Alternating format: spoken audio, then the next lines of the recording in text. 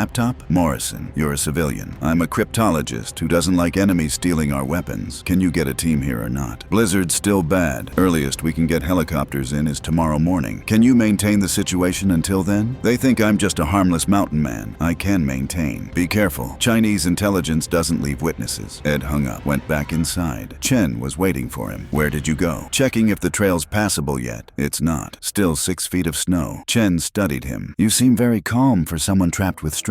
Ed shrugged. I've been alone on this mountain for 8 years. Having company is almost nice, even if it's because of a plane crash. You don't ask many questions about who we are, where we were going. None of my business. You'll be gone when the storm clears. No reason to pry. Chen didn't look convinced. He said something in Mandarin to Marcus. Marcus nodded and went to check his pack. Came back and whispered to Chen. Ed saw it in their body language. They knew. Somehow they knew he'd accessed their laptop. Maybe they had better security than he thought. Maybe they checked access logs. Maybe they just got paranoid. Chen pulled a gun from under his jacket. So did Marcus. So did the others. Mr. Morrison, Chen said carefully, I think we need to have an honest conversation. Ed looked at the 6 guns pointed at him and sighed. I was hoping we'd avoid this. Who are you, really? Edward Morrison, retired Navy, cabin caretaker. You accessed our laptop last night. I did. Chen blinked, surprised by the admission. How? Because I used to do that for a living. Breaking encryption, finding secrets. I was very good at it. Your NSA was. They fired me 8 years ago for refusing to break laws. I've been living here ever since, not bothering anybody, until you crashed on my mountain with stolen weapons data. The guns didn't waver. Chen's face was expressionless. What did you do with the information? Called it in. There's a team coming tomorrow morning. You're not leaving this mountain. Marcus cursed in Mandarin. One of the women looked panicked. Kevin looked like he might be sick. Chen remained calm. Then we have a problem, because we can't let you live. You could, Ed said. You could tie me up, take your laptop, and run for it tonight. Storm's clearing. You might make it down the mountain before the team arrives. Or we could kill you and say you died in the storm. Clean. Simple. Ed met his eyes. You could. But I should tell you something. That phone call I made, I didn't just call NSA. I called the satellite phone manufacturer's emergency line first. Reported a test call. It's recorded, time-stamped, GPS tagged. If I disappear, they'll know exactly where I was and when. And NSA will know 6 Chinese operatives were here. Killing me just adds murder to your espionage charges. It was a bluff. Ed had made no such call. But it was a good bluff. Logical, verifiable. The kind of thing a paranoid former intelligence officer might do. Chen studied him. You're lying. Maybe. You want to bet your freedom on it? Standoff. 6 guns pointed at an unarmed, 61-year-old man in a cabin at 11,000 feet with a blizzard outside and extraction coming in 12 hours. Then Lisa said something in Mandarin. Chen snapped back at her. She argued. Then Marcus joined in. A 3-way argument Ed couldn't understand but could read. Disagreement about what to do with him. Finally, Chen lowered his gun. We'll wait until extraction arrives. Then we'll decide. Smart choice, Ed said. They tied him to a chair in the corner. Not comfortable, but not painful. Professional restraints that wouldn't leave marks. They were still thinking about deniability. Ed sat there for 6 hours while they prepared for extraction. They packed their gear, checked their laptop, made contact on an encrypted radio with whatever team was coming to get them, and Ed worked on his own plan. Because while they thought they'd won, they'd made a mistake. They'd left him near the fireplace. And in the fireplace, within reach if he stretched, was a poker. It took him 3 hours to work the poker close enough to grab. Another hour to use it to weaken the restraints. Not break them, just weaken them enough that when the moment came, he could snap free. At 11 p.m., Chen got word that extraction was 30 minutes out. Helicopter landing in a clearing half a mile from the cabin. They'd hike there, fly out, disappear before NSA's team arrived in the morning. What about him? Marcus asked, gesturing to Ed. Chen looked at Ed for a long moment. Leave him tied. Anonymous call to local authorities once we're out of the country. He'll be fine. It was a lie. They were going to kill him. Ed could see it in Marcus's eyes. But Chen wanted plausible deniability. Let Marcus do it after Chen was gone. The 5 operatives prepared to leave. Marcus stayed behind, gun in hand, waiting. As soon as the door closed behind Chen, Marcus raised the gun toward Ed. Ed snapped the weakened restraints and threw the fire poker in one motion. It wasn't a good throw. Ed was 61 and tied to a chair for 6 hours, but it didn't need to be good. It just needed to be distracting. Marcus dodged, fired, missed. Ed was already moving, chair and all, throwing himself sideways behind the heavy wooden table. Marcus fired twice more. Bullets punched through wood. Ed grabbed the table and shoved it hard. It hit Marcus's legs, knocked him off balance. Ed rolled free of the restraints, grabbed a cast iron skillet from the counter, swung it in a wide arc, connected with Marcus's gun hand. The gun went flying. They fought hand to hand for 15 seconds. Marcus younger, trained, dangerous. Ed older, exhausted, but desperate and angry. A lifetime of survival training versus fresh training and youth. Ed won by cheating. He grabbed hot coals from the fireplace with the skillet and threw them in Marcus's face. Marcus screamed, stumbled backward, crashed into the wall. Ed grabbed the gun, pointed it at Marcus. Don't move. Marcus didn't move. He was holding his burned face, gasping. Ed zip-tied him with supplies from his emergency kit, gagged him, left him in the corner, then grabbed his own gear and headed out into the night. The storm had cleared. Stars blazed overhead. Temperature was -20, but the wind had stopped. Ed could hear the helicopter in the distance. He ran, stumbled really, through waist-deep snow toward the clearing. He had maybe 5 minutes before they extracted. 3 minutes later, he saw them. 5 operatives standing in a clearing, waiting. Helicopter descending with spotlight blazing. Ed raised the gun and fired 3 shots into the air. The helicopter veered away immediately. Chen and the others spun toward Ed, reaching for weapons. NSA is 30 minutes out, Ed shouted. Helicopter's gone. You're trapped. It wasn't true. NSA was hours away, but the helicopter was definitely gone. Ed's gunfire had spooked the pilot, who wasn't sticking around for a firefight. Chen shouted something in Mandarin. The 5 of them scattered into the trees. Ed didn't chase them. He didn't need to. They were on foot, in -20 temperatures, miles from anywhere. In post-blizzard conditions, they'd either freeze or surrender. Ed went back to the cabin, secured Marcus, then waited. 4 hours later, 2 of the operatives stumbled back to the cabin, hypothermic and desperate. Ed let them in, tied them up, warmed them enough to survive. 2 hours after that, military helicopters arrived. Not NSA, Army Special Forces, dispatched from Fort Carson. They secured the cabin, arrested the 3 operatives Ed had captured. Search teams found Chen and the other 2 6 hours later, suffering from severe hypothermia and frostbite. They'd made it less than 2 miles. The mountain had defeated them where Ed couldn't. NSA arrived 12 hours later. Deputy Director Collins personally flew to the cabin. He found Ed sitting by the fire, drinking coffee, looking tired but satisfied. Morrison, hell of a job. Just doing what needed doing. The data you recovered. It would have compromised our most advanced weapons program. You saved lives. Probably prevented a war. Ed nodded. Good. Collins looked around the cabin, at the bullet holes in the wall, at the blood stains, at the evidence of violence. We'd like you to come back. Reinstate your clearance. Consult on Chinese encryption protocols. You're still the best we have. Ed shook his head. I'm retired, Director. I like my mountain, my cabin, my simple life. Even after this,